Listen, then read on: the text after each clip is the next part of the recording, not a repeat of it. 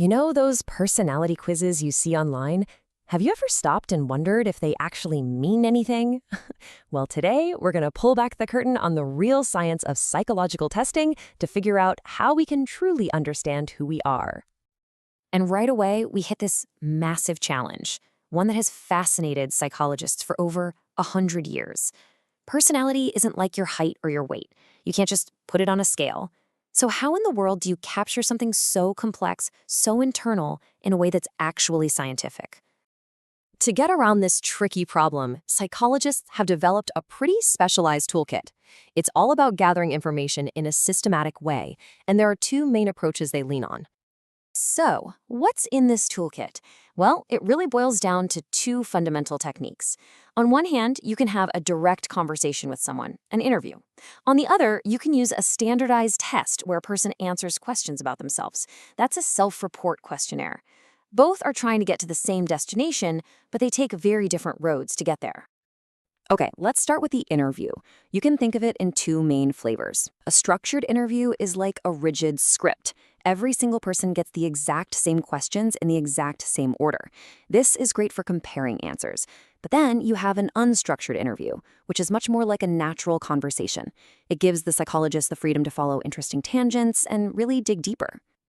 Now, the huge advantage of interviews, especially those free-flowing ones, is the incredible depth of information you can get. It's fantastic for that. But, and this is a big but, the data is highly subjective, and interviewers' own biases can totally color how they see things. And of course, people can, well, let's just say they might not always give you the full, unvarnished truth. That subjectivity problem with interviews, it's a real challenge. So, to counteract that, psychologists developed that second major tool we mentioned, the self-report method. And this one tackles the problem from a completely different angle. Self-report inventories are probably what you picture when you hear personality test. You get a bunch of statements like, I enjoy being the center of attention, and you have to respond on a fixed scale, like agree or disagree. You are, in essence, reporting on your own personality. The real beauty of this method is its objectivity. Scoring is standardized, so you take the interviewer's personal bias right out of the equation.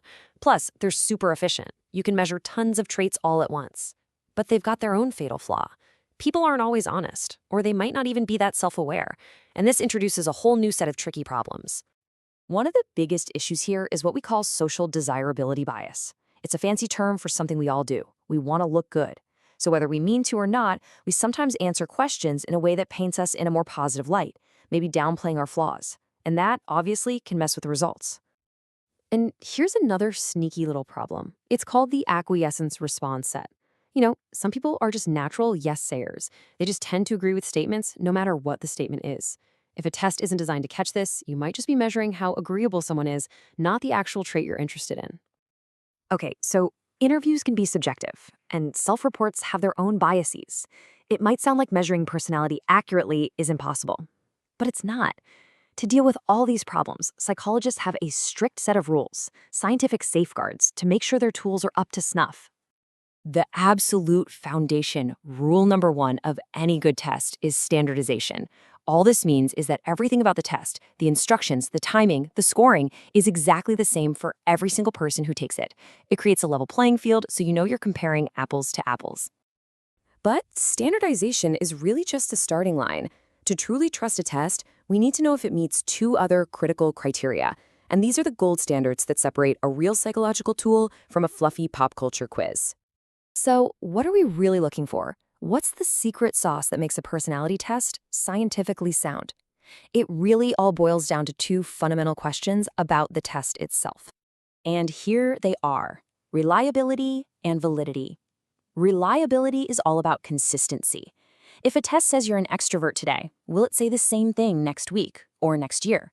If yes, it's reliable. Validity, on the other hand, is all about accuracy. Does that extrovert score actually predict how sociable you are in the real world?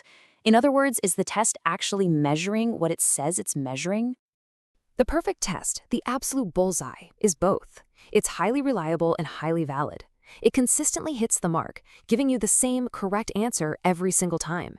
This is what all psychological testing strives for. Now, here's where things get really interesting. It's totally possible for a test to be incredibly reliable, but completely invalid. Think of a scale that's off by 10 pounds. It'll tell you the same wrong weight every single day. It's consistent for sure, but it's consistently wrong. It's not accurately measuring your weight. And this is why, if a test isn't reliable, it's pretty much useless.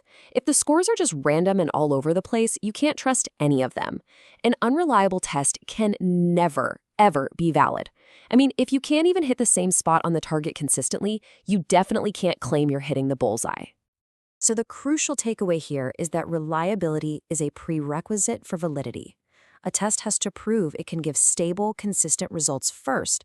Only then can we even begin to ask that bigger, more difficult question, is it actually accurate?